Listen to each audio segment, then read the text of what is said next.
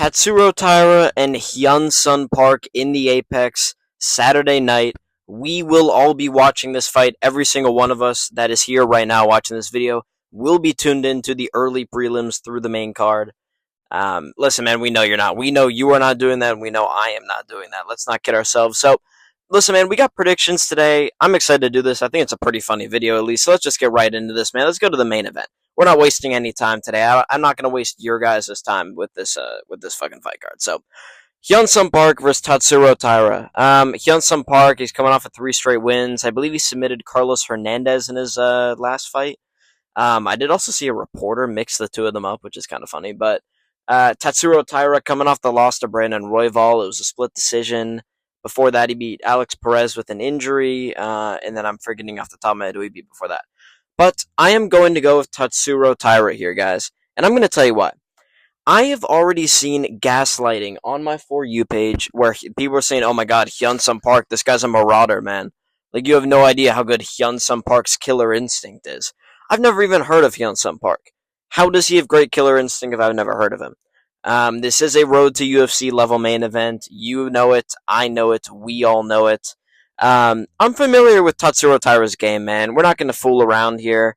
I am familiar with his game beyond belief, and I know this guy's going to get a nasty body triangle in for 3 out of these 5 rounds. So he'll probably have like a weird fluky moment where he's getting like kind of beat up with ground and pound or something in like a weird submission spot. But Tatsuro Taira's winning a decision here. Let's not get silly, and let's keep it moving. Next up, Chris Duncan versus Mateusz Rebecki. This is a banger, but I'm actually, I was joking earlier about like, we got a banger, but this is actually a good fight.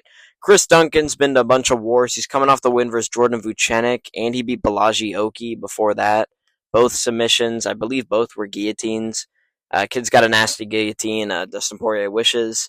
Mateusz Rebecki is coming off the win in October versus Miktabek Oralbai, where both of them look like they genuinely were involved in war for their country. And then before that, he went through like a life-changing fight with, I believe it was Carlos Diego Ferreira. So, Mateusz Rebecki has had a wild ride in the UFC so far.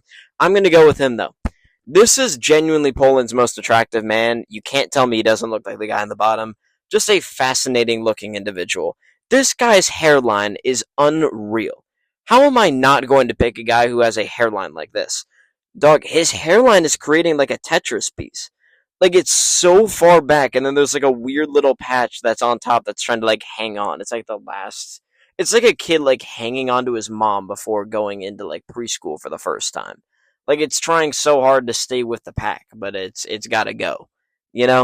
So I'm picking Rebecki based off of that. The kid's a machine, though. I think he's gonna outskill Chris Duncan. I think Duncan's a little fluky in his style, so we'll see. I'm going Rebecki in the co-main. Featured fight, ladies and gentlemen. This is another banger, actually. Again, shame they're in the Apex, but it is what it is. Esteban Ribovics versus Elvis Brenner. Ribovics is coming off of the loss to Nasrat Haqparast, which I thought he won personally, but it was a close fight. I'm fine with it. Elvis Brenner took a beating from Joel Alvarez and a beating from Miktabek Oralbai. Alvarez tried so hard to finish him. He finally got him, I believe, in the 3rd round, but I mean, it was like career-changing damage. So I'm gonna go with Esteban Ribovics here. I just think that man, I just think that maybe I don't even know if he's gonna finish him, dude. Because Brenner is such a weird little kind of. I almost said midget. I don't think you're allowed to say that anymore. He's kind of like a gremlin a little bit. That's kind of what Elvis Brenner reminds me of. And, our jab is so tough. We're going to be fundamental with the boxing, just mixing it up with the 1-2s. Marvin Vettori would be proud of him. And I think that Ribovics is going to outskill Elvis Brenner. I think it is going to be a war, but I think Ribovics comes out on top. And by the way, people that are reading this top one, Elvis Brenner literally does look like one of Snow White's dwarves. And I'm serious when I say this. Look at what Elvis Brenner looks like compared to this dwarf. Are you kidding me? You're telling me that Elvis Brenner doesn't look like one of the 7 dwarves? Dog, he's got the weird beard and everything. You're telling me that that's not an unbelievable comp by me? That's hardcore stuff, man. So you got to be happy for the kid because of that. Let's keep it moving. Carol Hossa versus Nora Cornoli. I've never watched Carol Hossa fight. I'm not going to pretend that I have. I did watch Cornoli versus Cowan. Cornoli was just the better fighter, it seemed like. She's finished 8 of 9, which is really impressive in women's MMA. Rosa's finished 6 of 18, which is much more women's MMA based. Solely because of the finishing rate, I'm going with Nora Cornoli. Um, she does look like kind of an angry Chick-fil-A shopper where like they fuck up getting her like the Chick-fil-A sauce and instead they get her like the honey barbecue. And she's pissed off about it and she's trying to like fight the girl who's like, have a nice day, be blessed. Behind the cash register. I could see her being one of the people that like fights one of those girls. So because of that, I'm going to pick her. She does look a little more manly too, which obviously I can rock with for the sake of a woman winning an MMA fight. So we're going to go Nora Cronoli here. We're not going to waste any time with it. We don't have time to get silly. Next up, oh my goodness, the Unction is what they're calling this. Neil Magny versus Eluzu Zaleski dos Santos EZDS. So I don't even know why I tried to say his full name. Listen, man, Neil Magny's 37. He's coming off 2 first-round KO losses. Easy DS is 38 and coming off a second-round KO loss versus Chidi and Jokuwani, who got choked down a minute in his last fight. Guys, I really want to apologize before I go to the next screen, but there's just something in my heart. There's a burning desire in my heart to make this decision. Neil Magny's winning this fight. Neil Magny is like the Thanos of UFC like journeyman. In terms of gatekeeping, there's no one more inevitable than Neil Magny. Like EZDS thinks like, oh, I knocked out Sean Strickland all those years ago. Surely I can beat Neil Magny. Brother, you don't understand Neil Magny's game. There is nobody better in the UFC at not knowing how to throw strikes, not knowing how to wrestle, not knowing how to finish guys, but just clinching you kind of menacingly than Neil Magny. He is the Thanos of that. There's no one more inevitable than a split decision win from Neil Magny, and it's coming to EZDS on Saturday. So we have to accept this as reality. Shout out to Neil Magny. Guy's an underdog. I'm going to be putting my money on him. Just beautiful stuff. We are all betting on Neil Magny. Take that as financial advice. Take out a second mortgage if you have to. Continuing. Final fight on the main card, Kevin Vallejos versus Danny Silva. I'm not going to switch anything up. I really don't even want to talk about this that much. I think there's a big skill gap here. I don't think Danny Silva does anything to Gene Silva, and Kevin Vallejos legitimately was competitive with him for 3 rounds. So I'm going to go Kevin Vallejos. I am currently getting mogged by this guy. Like, not only is he going to slime out poor Danny Silva in the first round, but this guy genuinely is like Jordan Barrett maxing, like Clavicular and Cookie King maxing. Like, he's just kind of tough. Like, he looks like he would punch the shit out of me if I said that, like, his girl was kind of fat. He just seems like that type of guy. So, we're going to go Kevin Vallejos, first round sliming. Moving on. Rinya Nakamura versus Nathan Fletcher. Listen, guys, Rinya Nakamura lost to Muin Gafurov in his last fight. I have trained at the MMA gym where Muin Gafurov trains. If you are losing to the guys fighting at that gym, my God, man. Rinya Nakamura is involved in serious gambling. I think it's a conversation we need to have. I'm going to pick Rinya Nakamura, and I really hate that I have to because he's a low IQ, dumb guy. This is what I thought. I thought that Rinya Nakamura was just like a dumb guy, kind of a stupid guy, accomplished wrestler that doesn't shoot takedowns. This guy's gambling. He is involved with the Yakuza. He's involved in serious mob ties. He's going to have his fingers cut off if he doesn't sell this fight this weekend. I'm going to pick him, but I already can see it written in the stars as the truth. Rinya Nakamura's got $1 million coming his way if he throws this fight. So don't be shocked if Nathan Fletcher wins like a majority decision or something. So we're going Rinya Nakamura, but I hate myself for doing it. Next up, Rodolfo Vieira versus Tresean Gore. I cannot think of a matchup I care less about on this earth than Rodolfo Vieira versus Tresean Gore. This does nothing for my life. Rodolfo Vieira, 100% finish rate, though. Shout out to him. I don't know who the fuck he KO'd, though. That's kind of sad. And then Tresean Gore has finished 5 of 6, but he's been KO'd. In his last fight, he got KO'd bad by Marco Tulio, and he got outstruck like 127 to 17 or 140 to 17. Sorry, it was even worse. Listen, man, Rodolfo Vieira could not harm a person on earth in terms of on the feet. On the ground, he can do horrendous things. He'd kill you if he wanted to on the ground. On the feet, Rodolfo Vieira couldn't touch anybody watching this video.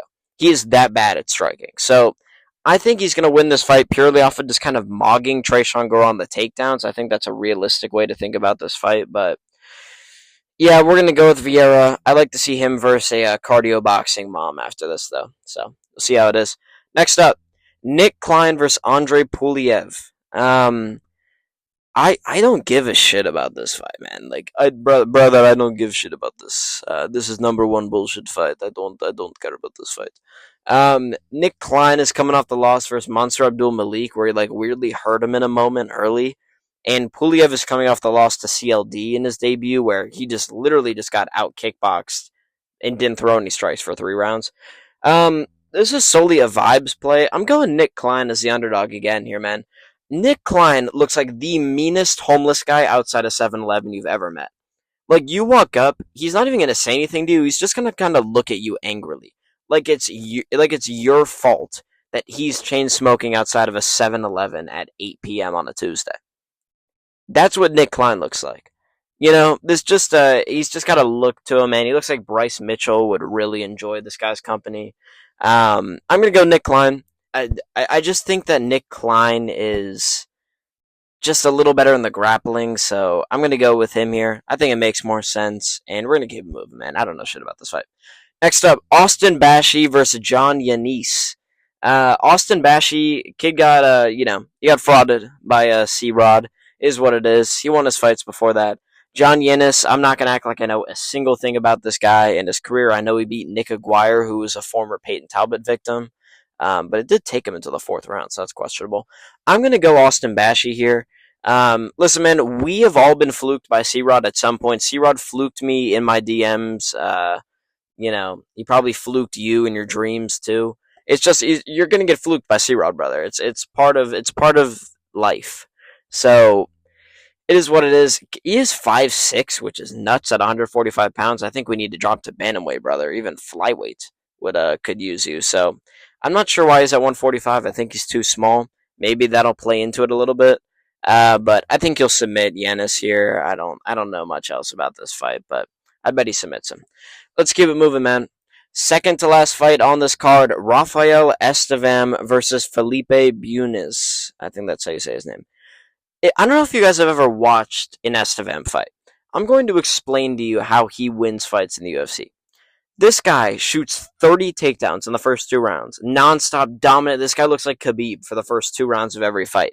Like, he's on top, he was nasty ground and pound, looking for submissions. Oh my god, he's got the control time. Wow, like 8 minutes of control in the first 2 rounds. The third round starts, and this guy looks like he genuinely just got back from hell.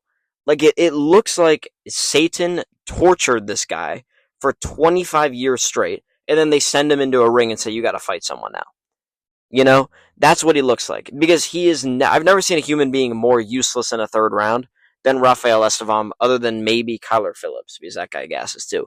But Estevam loses every single third round he's in. He did it in his last fight. He did it versus Charles Johnson, the fight before that. Guy knows how to gas out. It might be questionable if Bunes can kind of reverse him in the third round and submit him. Maybe there might be some money on that. Maybe if you want to get real hardcore and degenerate and want to throw away some money. But I'm going to go with Rafael Estevam because every single fight goes the same way. Estevam will look like the Brazilian Khabib in the first 2 rounds, and then he will gas out worse than you can possibly comprehend in the final round. So we're going with him. We are comparing him to Zabit, though. People forget, man, Zabit was offered a main event versus Calvin Kattar, and this guy literally said to make it 3 rounds because he didn't have the cardio for 5.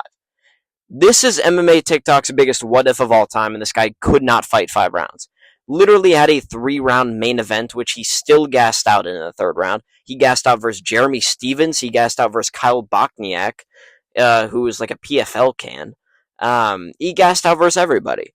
We're not calling him the biggest what if, man. He threw fucking cool kicks, and he gassed out by the middle of the second round. So, just pisses me off. But either way, let's continue going, man. I believe this is the final fight of the card. Or I hope it is at least. Piera Rodriguez versus Ketlin Souza. Man, Piera Rodriguez looks like she's never been in an MMA gym before. I'm sure she's a good fighter. It's why she's a minus 225. I'm literally just going off of what I'm seeing on the screen because I've never watched her fight before. But she just kind of looks like an angry kind of... This is going to be racist. She kind of looks like an angry nanny a little bit. like a really angry nanny where like you kind of like offered a kid a piece of candy and the parents know that he has a peanut allergy, so she's upset at you for it, like she wants to punch you. That's how she looks in this picture. Caitlin Souza, on the other hand, is mogging, or Ketlin rather, is mogging Piera Rodriguez, and for that reason, I'm going Ketlin Souza. Piera Rodriguez has only beat OnlyFans model Kay Hansen. We have all watched Kay Hansen leaks in our free time. We all did it. It is what it is. But she's got more tattoos. Automatically, I'm going to pick you. Same for Nora Cornoli. Um, and she went to a split decision with Angela Hill, which I rate. I mean, everyone goes to a split decision with her, but Angela Hill's decent, so I kind of like that. And she beat Urigi back in September, so she's pretty legit in my book. I think Sosa's going to win, kind of a upset decision here, and that will wrap up this video. So, ladies and gentlemen, I appreciate all of you for listening today. I hope you guys enjoyed. It was pretty fun making this. I always try and make these as funny as possible and kind of do my own thing and improvise on each of these. So, I appreciate all of you for listening, or watching rather. TikTok is at Money Manziel MMA. We hit 200 followers not that long ago, so thank you for that. Leave a comment down below if you're new. Like it if you're new. Subscribe with 7 different email accounts if you're new. And if you're old, you can do the exact same stuff. I don't really care. Tomorrow, I have no clue what's coming out. I'll probably make some video like glazing Dominic Reyes or something. Just real classic stuff. I'll see you boys in the next one. This has been a Money Manziel MMA production on a Prediction Thursday. I'll see ya. I've said that 4 times. Peace out.